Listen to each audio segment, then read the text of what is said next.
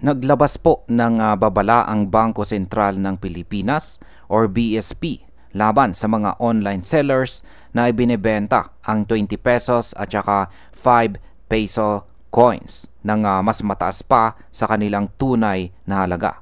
Ayon po sa BSP, hindi totoo na rare or bihira ang mga bariyang ito. Sa katunayan, milyon-milyon ang umiikot na ganitong barya sa ating ekonomiya. Ngayon, totoo bang bihira o rare ang 20 peso coin?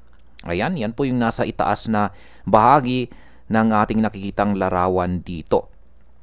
Yan, ayon po sa datos, ayan, ay datos po ng BSP, nasa 290 million na piraso ng 20 peso coin ang nasa sirkulasyon. Kaya ang kasagutan po kung rare or bihira ito ay hindi. Ibig sabihin, marami pa ito at hindi dapat ituring na collectible na sobrang mahal. May mga nagbebenta online ng 20 peso coin sa presyong mas mataas pa sa face value. Pero malinaw na scam tactic ito para lokohin ang mga mamimili. Paano naman ang 5 peso coin? Yan naman po yung nasa ibabang bahagi. Kasama rin po sa usapin ang enhanced 5 peso coin na kilala bilang 9-sided na disenyo. Sinasabi po ng BSP na may halos 1.9 bilyong piraso na umiikot sa sirkulasyon. Dahil dito, malinaw na hindi rin rare ang bariyang ito. Isa itong karaniwang gamit na pera sa parte ng New Generation Currency Coin Series. Ngayon ay ano naman ang ibig sabihin ng Brilliant Uncirculated Coin? Yan, sa coin collecting ay meron po tayong tinatawag na Brilliant Uncirculated Coins or BU coins. Ito ang mga bariyang hindi pa talaga nagamit sa sirkulasyon at mas mataas ang kalidad kaysa sa karaniwang coin. Pero kahit may ganitong term, hindi ibig sabihin na lahat ng 20 peso or 5 peso coins ay rare or may mataas na collector's value. Dapat malinaw na magkaiba ang ordinaryong coin sa BU coin. Ngayon ay bakit may mga nagbebenta ng mahal online? Simple lamang po ang paliwanag dyan. Ginagamit po nila ang maling impresyon na rare ang mga bariyang ito para makapanloko.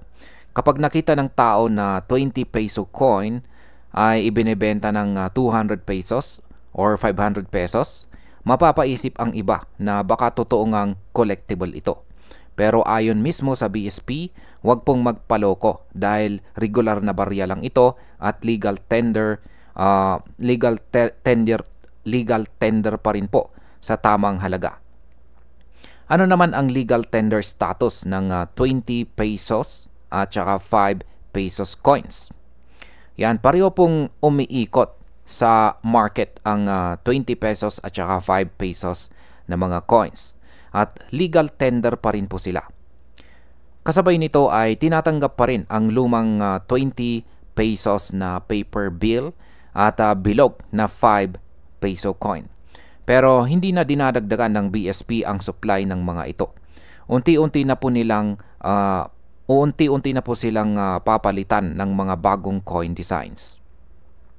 Ngayon ay ano naman ang epekto nito sa ekonomiya at sa mamamayan or sa atin.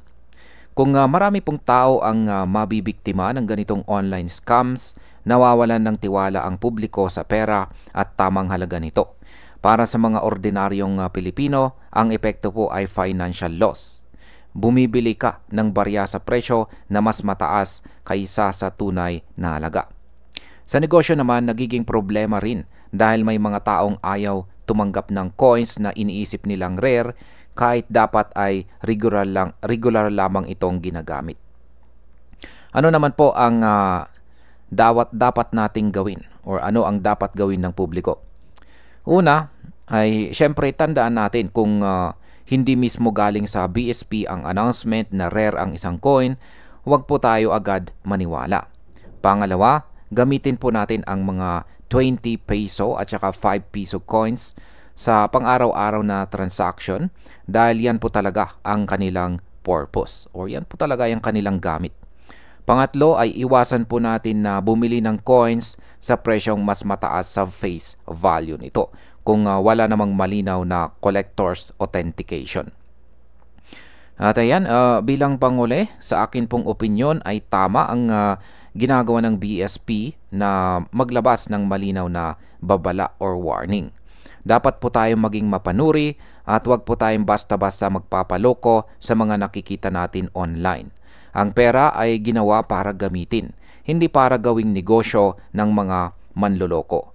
Kung gusto mong pumasok sa coin collecting, siguraduhin mo na may sapat ka ng kaalaman at bumili lang sa mga lehitimong dealers. At dito na po nagtatapos ang ating usapan tungkol sa babala ng Bangko Sentral ng Pilipinas. Tandaan, huwag po tayong basta-basta maniniwala sa mga nakikita natin online, lalo na kung tungkol sa pera. Ang 20 peso at saka 5 peso coins ay hindi po rare. Kaya gamitin natin ito sa tamang paraan at huwag po tayong magpaloko. Marami pong salamat sa panonood. Huwag pong kalimutang i-like ang video, mag-subscribe at i-share ito para mas marami pang mga kababayan natin ang maging aware. Kita-kits ulit sa susunod nating video.